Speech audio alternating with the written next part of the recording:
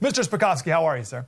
Hey, I'm doing just fine. And listen, you pegged it exactly right. The H.R. 1 does the exact opposite of everything the president just said.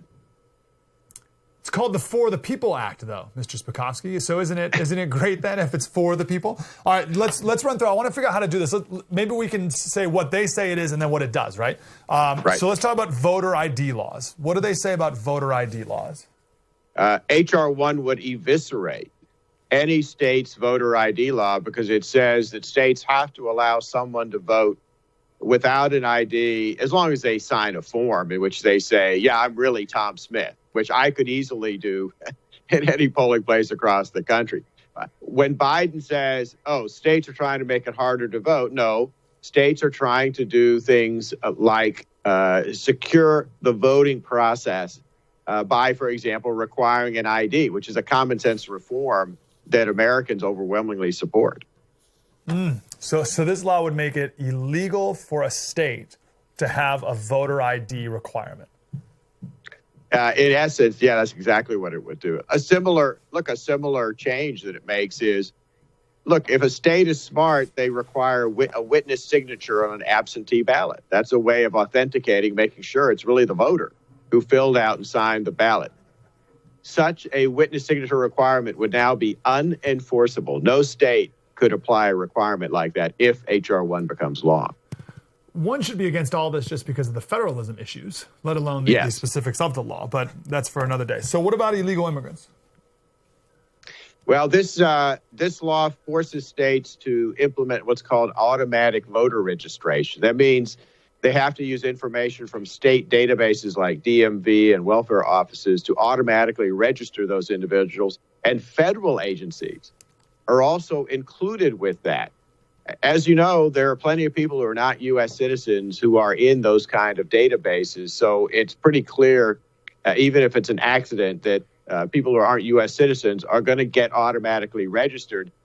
And the sponsors of this legislation obviously know that because they put in a special provision, Mike, a provision that says no alien can be prosecuted because he was automatically registered.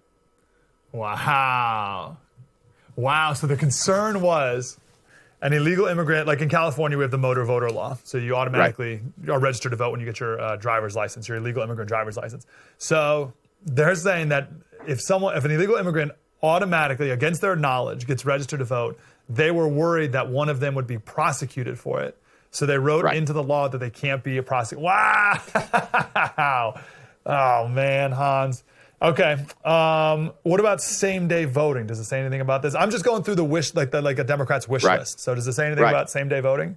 Yeah, it forces every state to put in same-day voter registration, which means states have to allow you to walk into a polling place on Election Day, register, and immediately vote.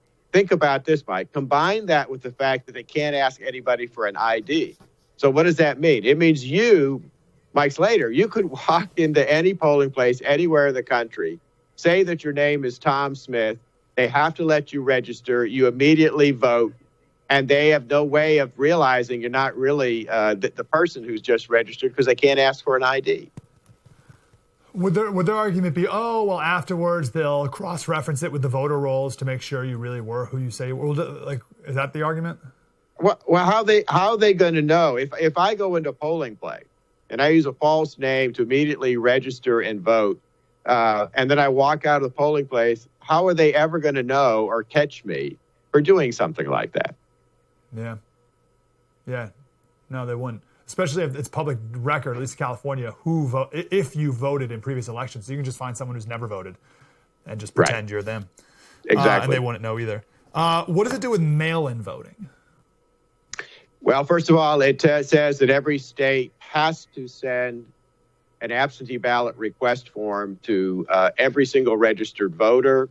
Every voter has to be given the opportunity to register by vote. If a voter requests an absentee ballot just once, they can be added to a permanent absentee ballot list. So thereafter, they'll be sent a ballot every election. Oh, and by the way, two things. One, states will have to accept absentee ballots for up to 10 days after Election Day.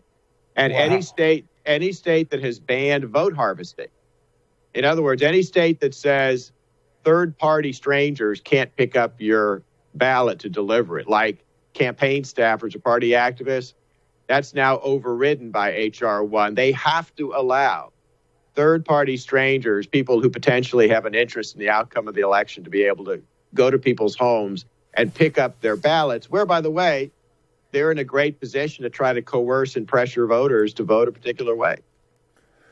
Yeah, so they're federalizing California election law and the 2020 election, basically. That's what's happening here. Before I ask any big picture questions, is there any other specific that I'm missing? Well, keep in mind two other things. There's a whole section changing federal campaign laws that really restrict First Amendment activities like political speech and political activity. And for taxpayers, there's a section in there that will now provide public funding for people running for Congress. So you're a taxpayer. Your taxes may be used to fund the political campaigns of candidates who you would never vote for and can't stand. Wow. Go back to that first one, because someone mentioned that in passing the other day, and I think that's super important. What does this one deal with? The political makeup of the what? It changes the Federal Election Commission from 6 commissioners to 5 commissioners. That's important because the commission right now has 3 Republicans and 3 Democrats. That means it takes 4 votes to go after a candidate, for example, for violating federal campaign finance laws. That means they make a bipartisan decision. By changing it to 5, if one party controls 3 of the 5 seats, they can engage in partisan enforcement of federal campaign laws, which is extremely dangerous. That is not something you want to have happen. And I say that as a former commissioner on the FEC. Okay. What kind of stuff would they go after, that commission? Or could they go after? Well, for example, this bill vastly expands its jurisdiction to go after nonprofit associations, whether it's the NRA on one side or Planned Parenthood on the other, to force them, for example, to disclose their donors and do things like that, which could endanger their ability to do their work. And this change in the makeup of the FEC, like I said, would allow partisan enforcement. They could decide, if Democrats, for example, controlled the commission, they could decide, well, we're going to go after a Republican group or conservative group because we think they violate the law. But we're not going to go after a liberal group that is engaged in exactly the same kind of violation of the federal statute. Yeah, so they could make their donor rolls public, which would maybe chill right? People may not want to donate to them anymore. Exactly. The whole purpose of that is to really expose those donors to harassment and intimidation. Intimidate them, yeah. Okay, brutal. So H.R. 1 needs 60 votes in the Senate, right? It already passed the House and it needs 60. Is that correct? Yeah, if the Republicans mount a filibuster, it'll take 60 votes to end debate and get a vote on the bill. Okay, so the question is this worthy, if you're a Democrat, is this worthy of ending the filibuster to jam through? I don't think it is, but they may believe it so because they view this as a law of cementing their political power. They think this somehow will help them control state legislatures and, frankly, congressional elections for a long time in the future. But they're doing it on an unprincipled basis because, in essence, what this bill does is it makes it easier to cheat and easier to manipulate election results. Is there any good thing it does? I mean, it's obviously called the For the People Act, and you just heard the president say it protects and repairs and strengthens our democracy and integrity. Does it do any good thing? I haven't found a single thing in this bill that I think is any good. And I have to tell you, I found it kind of funny hearing that from Joe Biden. He also issued an executive order ordering all these federal agencies to make it easier to register and vote. And, one of the agencies he included in that was the Federal Bureau of Prisons. So his chief concern apparently is making sure that felons who are in federal prisons are able to register and vote as soon as possible.